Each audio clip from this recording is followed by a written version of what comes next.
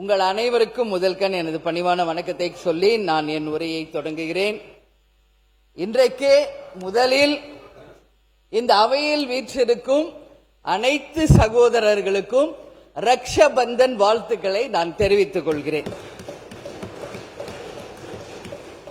அது எல்லா சகோதரர்களும் இருக்கும்போதே சொல்லணும்னு நினைச்சு இப்ப டேபிள் சேர் தான் அதிகமா இருக்குன்னா, அதனால அனைத்து சகோதரர்களுக்கும் ஒரு சகோதரியாக ரக்ஷபந்தன் வாழ்த்துக்கள். எல்லோரும் சகோதரத்தோடு ஒற்றுமையாக இருந்து நம் நாட்டுக்காக மக்களுக்காக நாம் அனைவரும் இணைந்து சிறப்பாக பணியாற்றுவோம் என்பதை இந்த நேரத்தில் தெரிவித்துக் கொள்கிறேன்.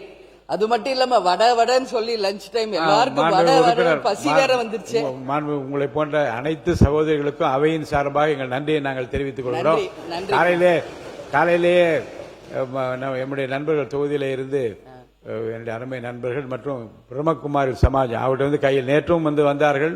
நேற்றும் இந்த கரங்களிலே கட்டி நம்முடைய சகோதரர்களுக்கு வாழ்த்துக்கள் என்று அவர்கள் சொன்னார்கள். உங்களுக்கு எங்களுடைய நன்றியை தெரிவித்துக் கொள்கிறோம். நன்றிண்ணா. உங்க கையில ரக்ஷபந்தன் இருந்தது நான் பார்த்தேன்னா உங்களுக்கு எல்லாருக்கும் வாழ்த்துக்கள். வடன்னு சொல்லி லஞ்ச் டைம்ல எல்லாருக்கும் பசி வேற வந்துருச்சுங்கன்னா, அதே மாதிரி இன்னைக்கு நம்ம மானிய கோரிக்கையை பத்தி முக்கியமாக பேச வேண்டி இருக்கிறது.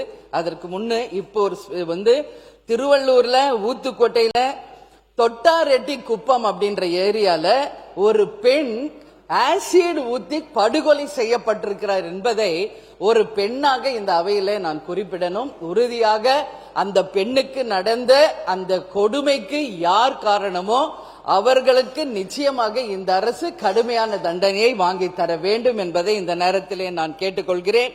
அதே போல இன்றைக்கு நம்மளுடைய தொகுதியை பற்றி நான் பேசுகிறேன். இன்றைக்கு வீட்டு வசதி மற்றும் நகர்ப்புற உள்ளாட்சி வளர்ச்சித்துறையை சம்பந்தப்பட்டது. விருதாச்சலம் தொகுதியில பார்த்தோம்னா மணிமுத்தாறு கரை இரு புறங்களிலும் படிகளை அமைத்து எல்லைக்குட்பட்ட பகுதிகளை கரை உடையாமல் பாதுகாக்க வேண்டியது நம் அரசின் கடமை. விருதாச்சலம் பகுதியில் இருக்கின்ற தெப்ப குளத்திற்கு செல்கின்ற நீர்ப்பாதைகள் அத்தனையும் ஆக்கிரமிக்கப்பட்டு இருக்கிறது. அதை சரி செய்து அந்த குளத்திற்கு செல்லும் நீரை சரி செய்யணும் சொல்லி நான் கேட்டுக்கிறேன். அதே மாதிரி விருதாச்சலம் பகுதியில பெண்ணாடம் ரோடு தெற்கு தெருவில் மழை பெய்தாலே அங்கு எல்லா இடத்திலும் நீர் தேங்கி விடுகிறது.